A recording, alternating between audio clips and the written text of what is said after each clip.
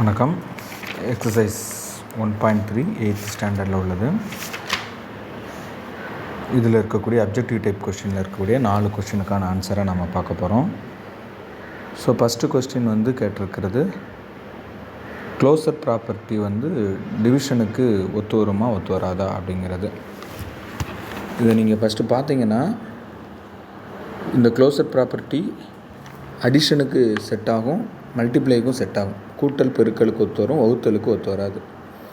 சரி, முதல்ல அந்த அடைவு பண்பு க்ளோசர் ப்ராப்பர்ட்டினா என்ன? ஏ பி ரெண்டுமே விகிதமுறு எண் ரேஷ்னல் நம்பராக இருந்துச்சு அப்படின்னா, அதை ரெண்டையும் நம்ம ஆட் பண்ணி பார்த்து வர்ற ஆன்சரும் ரேஷ்னல் நம்பர் விகிதமுறு எண்ணாக இருந்துச்சுன்னா அது கூட்டலுக்கான அடைவு பண்பு க்ளோசர் ப்ராப்பர்ட்டி இருக்குதுன்னு அர்த்தம். ஸோ இதே மாதிரி பெருக்கலுக்கும் அது செட் ஆகும், ஆனால் டிவைடு வகுத்தலுக்கு செட் ஆகாது. ஏன் அப்படின்னா, உதாரணத்துக்கு இங்கே கொடுத்துருக்குறோம், 0/1 அப்படிங்கிறது ரேஷ்னல் நம்பர் தான், விகிதமுறு எண் தான். ஆனால் 1/0 அப்படிங்கிறது அது விகிதமுறு எண் கிடையாது. ஸோ ஏன்னா இதனுடைய ஆன்சர் வரையறுக்க முடியாது, இன்ஃபினிட்டிவ் அப்படின்னு பேர். அப்போ உதாரணத்துக்கு நான் 0/1 அப்படிங்கிற ரேஷ்னல் நம்பரை நான் எடுத்திருக்கிறேன். அதை டிவைட் பண்ணையில் நான் மல்டிப்ளையாக மாற்றும் போது, பெருக்கும்போது தலைகீழாக போட்டு தான் பண்ணணும். அப்போ 1/0 வரையறுக்க முடியாது. அதனால் இது ஏன் 0 அப்படிங்கிற நம்பர்னால தான் இந்த டிவைட் அப்படிங்கிறது க்ளோசர் ப்ராப்பர்ட்டிக்கு செட் ஆகலை அப்படிங்கிறது. ஸோ 8th ஒன் பார்த்திங்க அப்படின்னா, ஸோ இது பார்த்திங்கன்னா சேர்ப்பு பண்பு, அசோசியேட்டிவ் ப்ராப்பர்ட்டி இல்லையா?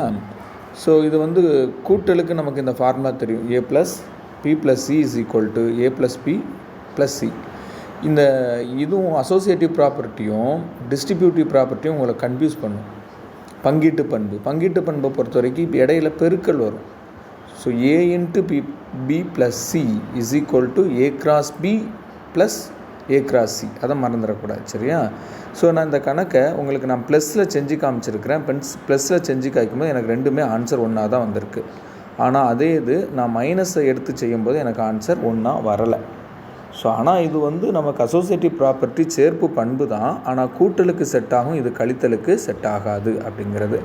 ஸோ இந்த அட்டவணை நீங்கள் பாருங்கள், இது நமக்கு ரொம்ப ரொம்ப முக்கியமானது, சரியா? ஸோ அசோசியேட்டிவ் ப்ராப்பர்ட்டியில் முதல்ல என்ன பண்ணுறோம், ப்ளஸ்ஸை வச்சு அடிஷனில் போடுறாங்க, ஓகே செட் ஆகும்னு போட்டிருக்கிறாங்க. எங்கே இருக்குது?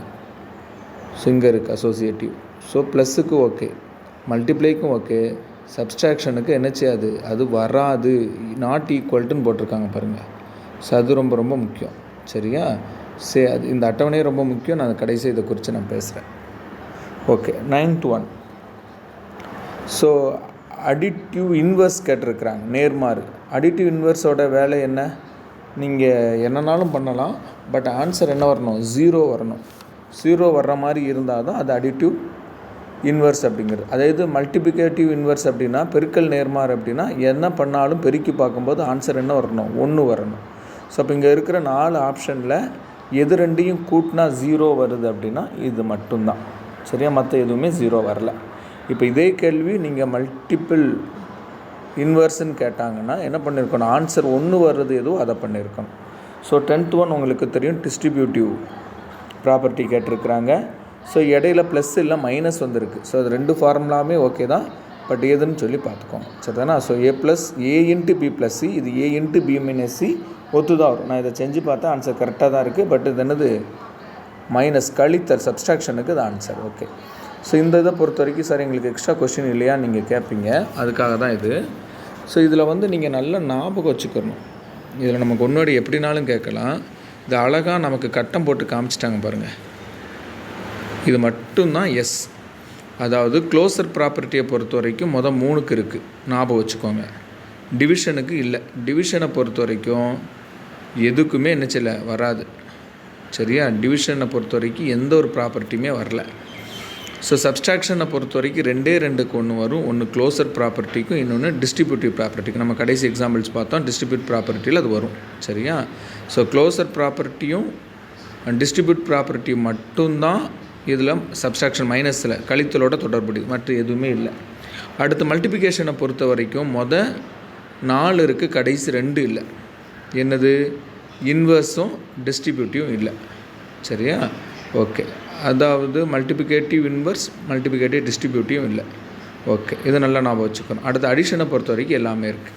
சரி, உங்களுக்கான ஒர்க்கு என்னென்னா, இதில் கேட்டிருக்கக்கூடிய 9 கேள்விக்கு நீங்கள் என்ன செய்யணும், ஆன்சர் கண்டுபிடிச்சி எழுதி கொண்டு வரணும். நேரில் அடுத்து நம்ம பார்க்கையில் என்கிட்ட கரெக்ஷன் வாங்கியிருக்கணும். எழுதுனது மட்டும் இல்லை, நல்லாவே மனப்பாடம் பண்ணிடுங்க. நான் இதில் அடைவு பண்பு மட்டும் எழுதாமல் இருக்கிறேன். ஸோ அது அடைவு பண்பு க்ளோசர் ப்ராப்பர்ட்டினா என்ன, ஏ பி ரேஷனல் நம்பர் விகிதமுறு என்ன இருந்துச்சு அப்படின்னா அதை ஆட் பண்ணும்போதும் வர்ற ஆன்சர் ரேஷனல் நம்பராக இருக்கணும். பெருக்கும்போது வர்ற ஆன்சரும் விகிதமுறு என்ன இருந்துச்சுன்னா தான் அது அடைவு பண்பு க்ளோசர் ப்ராப்பர்ட்டி. அதையும் தெரிஞ்சு வச்சுக்கோங்க. ஸோ முடிச்சிடுங்க இதை. தேங்க்யூ.